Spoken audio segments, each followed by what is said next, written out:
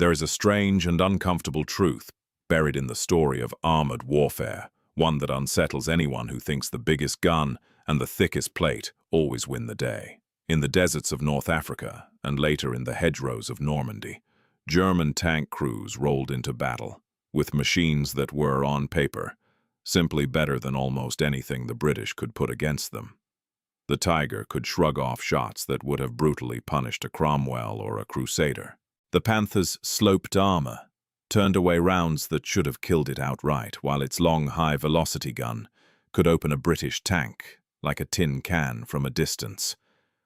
Most British gunners could only dream of matching. And yet, again and again, British armored units found ways to win, to survive, to grind forward even when the machines themselves were outclassed. The answer to that puzzle has very little to do with steel and everything to do with something far less glamorous and far more decisive. The simple, stubborn British habit of staying in constant contact with one another. Picture the desert in 1941. Heat shimmers off the sand, engines roar, and dust clouds rise for miles, betraying every movement, long before anyone sees a silhouette on the horizon. Into this chaos rolled German panzer units, formidable, aggressive, and led by officers steeped in a doctrine of speed and concentrated force. British tank crews, meanwhile, were often driving vehicles that were undergunned, undertrained crews inside them, still learning lessons that had been paid for in blood only weeks earlier. If this had been a contest purely of hardware, it would have been over quickly and decisively in Germany's favor. But it was not purely a contest of hardware, because tucked into the hull of nearly every British tank, whether a light cruiser or a lumbering infantry tank, sat something the average German panzer of the same period usually lacked as standard: a radio set and a crew trained to actually use it. This was not an accident. It stretched back over a decade to interwar experiments carried out by British armored theorists and unit commanders who, unlike much of the rest of the world's militaries, became fixated on a very unfashionable idea. They believed that a tank alone, however well armored, however well armed, was only as good as its ability to talk to the tanks around it. Officers who had lived through the chaos of the First World War, where messages were carried by runners who died in the mud before ever delivering their orders, wanted something better for the machines they were now building doctrine around. Long before most European armies had settled on how many tanks should carry radios, the British had already committed, at real cost and real complexity, to wiring nearly the entire vehicle fleet for voice communication. It is worth pausing on just how radical that decision seemed at the time. Radios were heavy, unreliable, expensive, and required specially trained operators. Many other nations decided it made more sense to save the weight and the money, giving radios only to a handful of command tanks and leaving the rest of the force to follow visual signals, flags, and pre-arranged maneuvers. It sounds sensible enough on paper. In the chaos of a real battle, it turned out to be a catastrophic gamble. When flags could not be seen through smoke and dust, when hand signals were obscured by hedgerows or scrub, when engines were bellowing and machine guns hammering, those armies without a voice net began losing the one thing that actually decides most battles: shared awareness of what was happening only a few hundred yards away. British crews, by contrast, spent every advance with a voice crackling in their ears.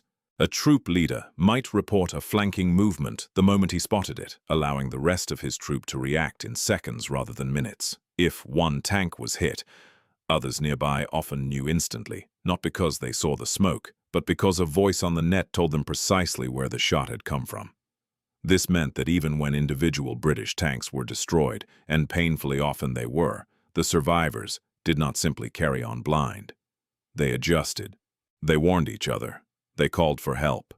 It turned a scattering of individual machines into something closer to a single organism, reacting to danger as one. Contrast this with the experience many German tank crews had, particularly once radios in some formations began to be in short supply later in the war, or when interference, terrain, or simple bad luck knocked communication out. A brilliant German tank commander, operating alone, however skilled, however deadly in the opening moments of an engagement, was still just one man making decisions based only on what he personally could see through a narrow vision slit. If his own radio failed, or if the tanks around him had none at all, his aggression and his skill became a kind of isolation. He might destroy several enemy vehicles in quick succession, a feat that would earn him a place in the history books. But he would often be doing so without knowing that friendly forces nearby needed support, or that enemy reinforcements were converging on his own position from a direction he could not see. This dynamic played out with brutal clarity in June 1944, near a small Norman town whose name has since become almost a byword for tank warfare drama. A single German Tiger, commanded by an experienced and highly capable tank ace, tore into the head of a British armored column that had halted, engines idling, along a narrow country lane. In a matter of minutes, that one tank destroyed a shocking number of British vehicles, tanks, half-tracks, and reconnaissance cars in an action that has been retold countless times as proof of German tank supremacy, and on the surface, it certainly looks that way. One superb machine, one skilled crew, humiliating an entire column. But look past the opening minutes, and the story becomes far more interesting, and far more revealing of what actually decided these campaigns in the long run. Word of the ambush spread through the British radio net almost immediately. Units that had not been anywhere near the ambush site began repositioning, warning each other, calling in artillery, adjusting their entire day's plan based on information relayed second by second. The German tank, meanwhile, was operating in relative isolation, its stunning early success not connected into any wider real-time picture. It was eventually destroyed. Later that same day, not because a British tank matched it gun for gun and armor for armor, which none in the area realistically could, but because the wider British force adapted faster than a single, disconnected machine could account for. One extraordinary tank crew won a battle. A networked force won the war of that particular day. This pattern repeated itself again and again across the campaign in Northwest Europe. British commanders leaned heavily on something that sounds almost mundane when described plainly: the ability of a forward observation officer, riding inside an armored vehicle, to call in artillery fire within minutes, sometimes within seconds of spotting a target. This was only possible because that officer had a working radio, trained procedures for calling in a fire mission, and an artillery network on the other end ready and organized to respond instantly. German artillery was often superb in raw quality, but it frequently could not be summoned with anything like the same speed, because the communication infrastructure linking forward troops to the guns behind them was thinner, more fragile, and less universally distributed, down to smaller units. The same logic extended upward, into the skies. British and Allied fighter bombers operated what became known as a cab rank system, aircraft circling overhead, ready to be called down onto a target the moment a ground unit identified one. A tank commander pinned down by a Tiger or a Panther that he simply could not defeat in a straight gunnery duel could, in principle, radio a request, describe the target, and watch as rockets or bombs arrived within minutes to solve a problem that his own gun could not. This was, in effect, turning the entire battlefield into a single conversation, one where a threat identified by anyone could summon a response from almost anyone else with the ability to help. German forces, increasingly starved of fuel, aircraft, and reliable communications as the war ground on, found it steadily harder to fight in this way. Their finest tanks became isolated points of brilliance in a system that could no longer talk to itself efficiently.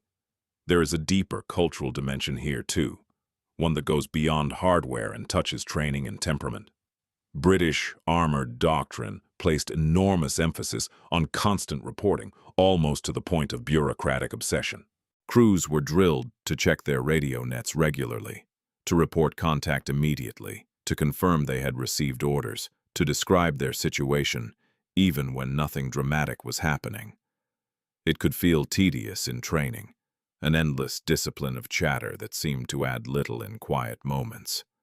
But in the chaos of actual combat, that ingrained habit meant information flowed almost automatically, without anyone needing to remember to share it under pressure.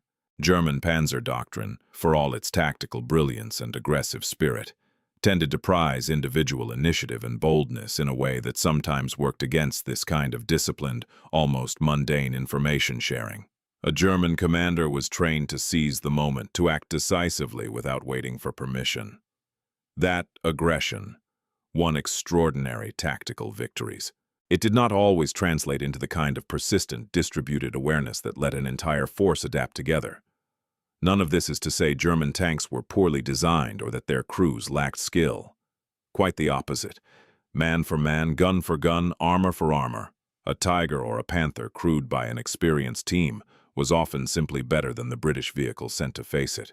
British tank crews knew this all too well, and there is no shortage of grim wartime testimony describing the fear of facing a Tiger with a gun that could not reliably penetrate its front armor at any sensible range.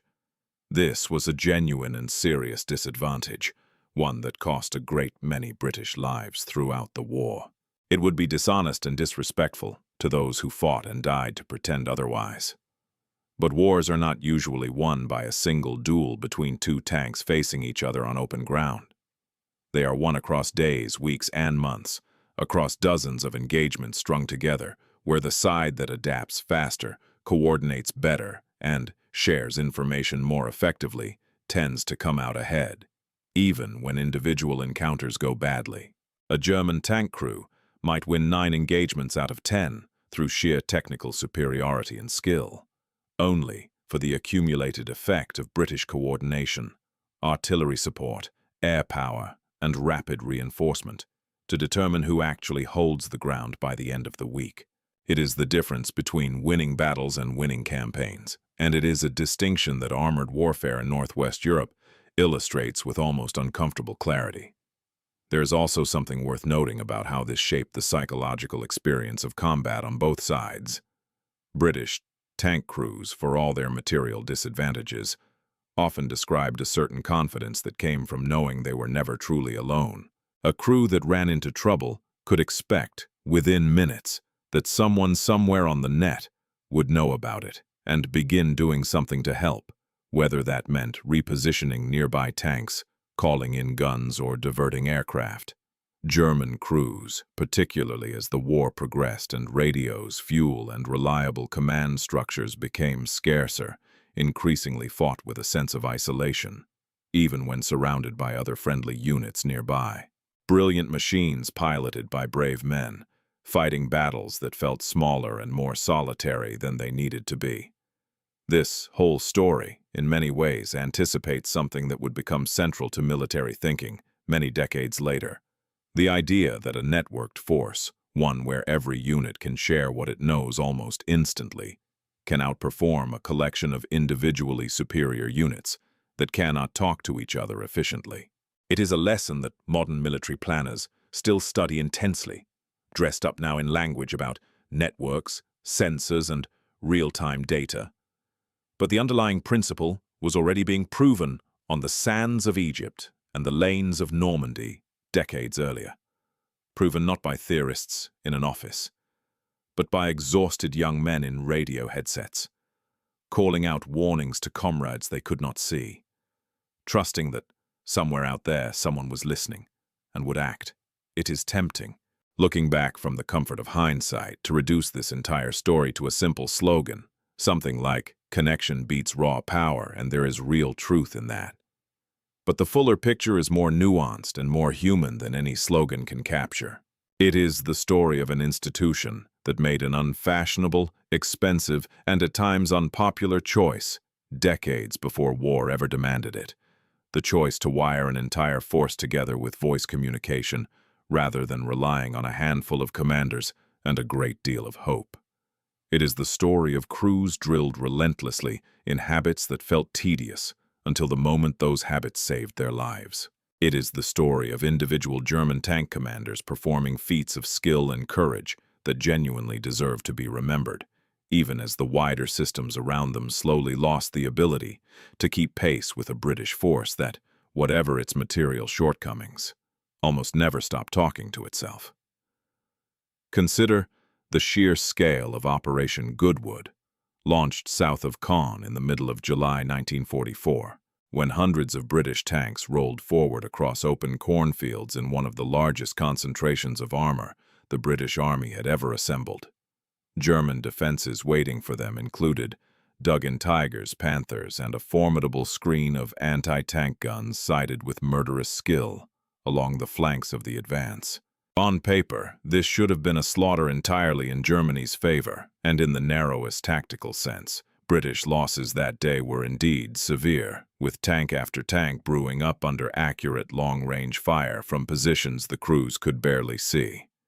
Yet what saved the operation from being a total catastrophe, and what allowed the wider front to keep grinding forward in the following days, was the sheer density of communication running through the British formations.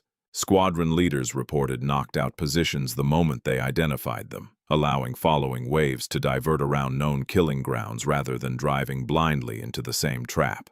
Artillery observers, embedded deep within the advancing columns, called down concentrations of fire onto German gun positions almost as soon as they opened up, in some cases before a second or third shot could be fired from the same spot. Fighter-bomber squadrons circling above, guided by radio requests from the ground, harried German armor and gun crews throughout the day, disrupting their ability to reposition or reinforce. None of this made Goodwood a clean or comfortable victory, and no honest account of the battle pretends otherwise. But it illustrates precisely the same principle seen elsewhere.